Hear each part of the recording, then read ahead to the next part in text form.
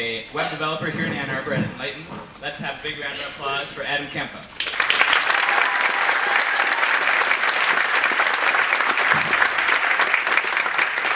All right, can you hear me? Good. All right. So, time travel. I'm going to go ahead and assume that everybody here in the room would like to be able to travel back in time and see what things were like. Now, unfortunately, when it comes to building time machines, our track record as the human race so far has been pretty rough.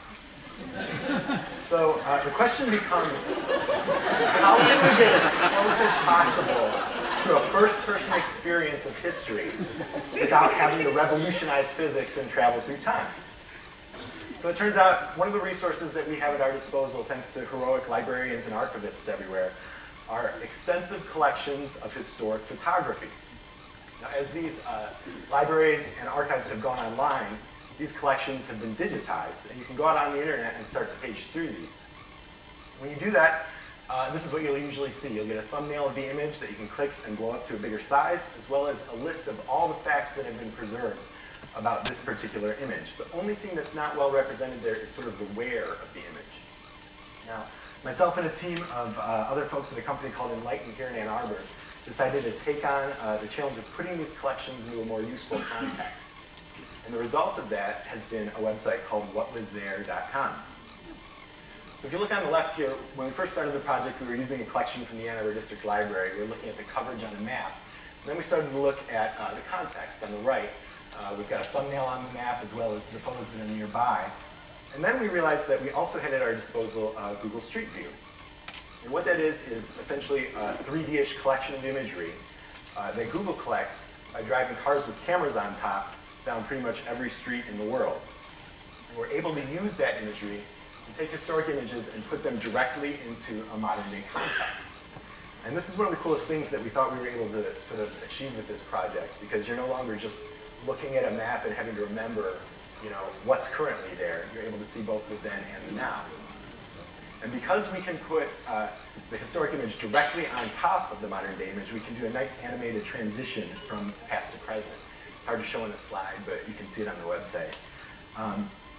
What happens when you start to place a lot of these images around each other in the same general area is you start to build up a sort of narrative of the evolution of the neighborhood as a whole. And because of the immersive nature of Street View, you're able to navigate within this view.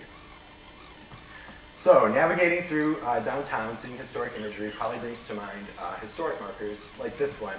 There's 16 of these scattered around downtown Ann Arbor. So the next thought we had was to augment these existing markers experience on smartphones. So we've got lots of people wandering around all the time with these internet-connected devices that at any given time can tell us exactly where they are. And we've also got a website full now of these precisely placed historic images. So the next step for us was obvious. It was to build an application that essentially calls out and says, here's where I am, are there any historic views around me? And we can respond back, yes, here they are on a map. And then from there, the user can sort of browse and explore. Another visualization that we're able to do on the smartphone that we weren't able to do on the web is an augmented reality view. And what this is taking the data and placing it over top a live feed from the device's camera. Each of these dots that you're seeing represents a placed photo. And as the user sort of pans around, they'll reorient in real time to reflect where they're positioned with respect to where the camera's pointing. Now this is a great way to get an idea of what's around you. But if you do make it to the spot where a photo was taken, we've also built in the functionality that allows you to do that transition from then to now using the feed from the camera as the modern day view. So all of these visualizations that we've built are placing it over top data that gets put into them. So the next thing that we focused on was building tools that make it easy for anybody to create an account, log in, upload photos, and contribute to the experience. And it's really these tools that we think are going to be very important in spreading and growing the experience. We've already got really good coverage here in Ann Arbor where we started, but we've also been quietly working in the background to spread out across the United States and beyond. So that's where we are right now. We would encourage anybody who has access to a single photograph all the way up through an archive to try out the site and see what it's like. It's kind of fun to place these photos. and it's very much an evolving project. We'll be refining the site and the app as we go. So with that, here is the site. It's whatwasthere.com. The application will soon be at the mercy of Apple's approvers. And the team who worked on it is also here, so if they would stand up, they did just